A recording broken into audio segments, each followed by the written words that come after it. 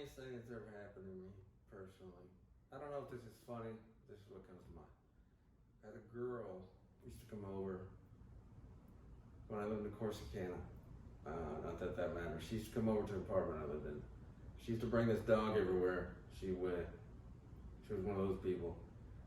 And it was, I never told her she couldn't bring it inside. I never told her she couldn't bring it inside. And she got plastered drunk, and I didn't want her to be there because she was getting on my nerves.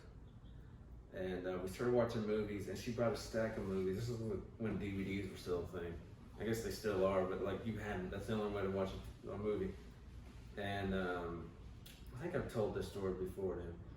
But so she's getting drunk. She drinks like 12 beers, and I'm drinking none because I'm just tired of this girl being in my house. But I'm like, now she's too drunk. She can't drive anywhere.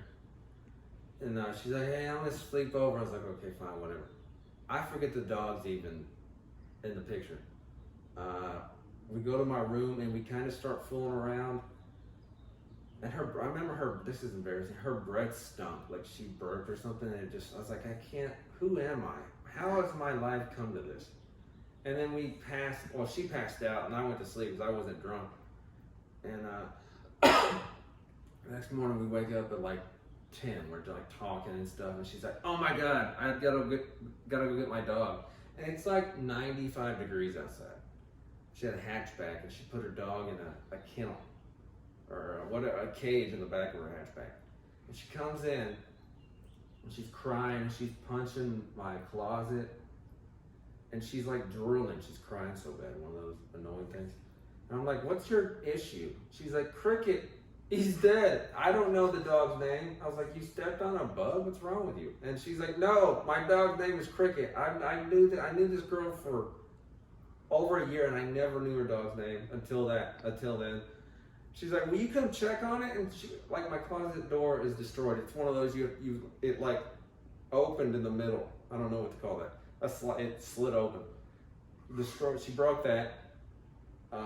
So I get up, I put clothes on, I go outside, and I open the thing, and the dog looks like something you lay, like someone with money, like a stiff thing you lay at the end of a bed. I don't know if y'all know what I'm talking about. She'd be like, would you touch it? Whatever. I was like, I mean, you could tell the dog was dead. I picked it up, and I remember it went like thud. I was like, oh man. I don't want to say her name just because, in case someone does see this, but it made a thud. I'm like, yeah, that dog's dead. And she's just crying, and I'm like, what do you say now? And then I remember we drove around with the dead dog in her car I don't remember why we drove around with the dead dog in her car right now. I don't remember what that was for. And then but we didn't have sex.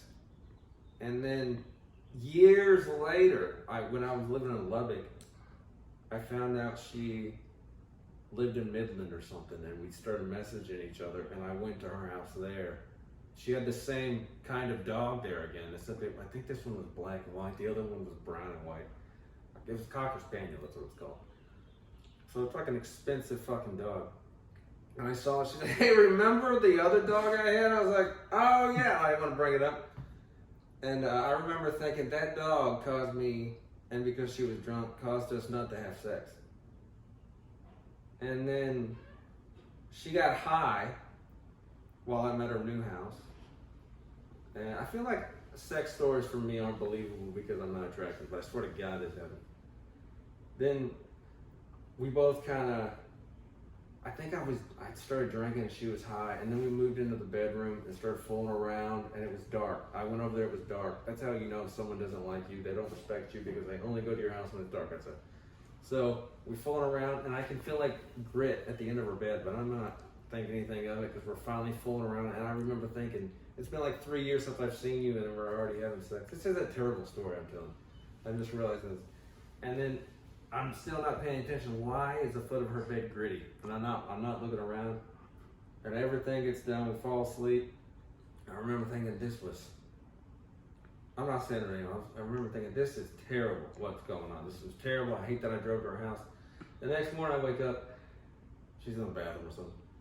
And there's food boxes, pizza, a plate of dry spaghetti. At the end of her bed, what I was hitting with my feet was dried spaghetti on the foot of her bed. I'm thinking, how disgusting. I don't know why I'm telling the story, but how disgusting are you? But yeah, I don't know. That's a circle. Didn't have sex with her that I did. She had a new dog. I don't know what the circle of life. I don't know. I guess that's the funniest thing that ever happened to me that I could think of.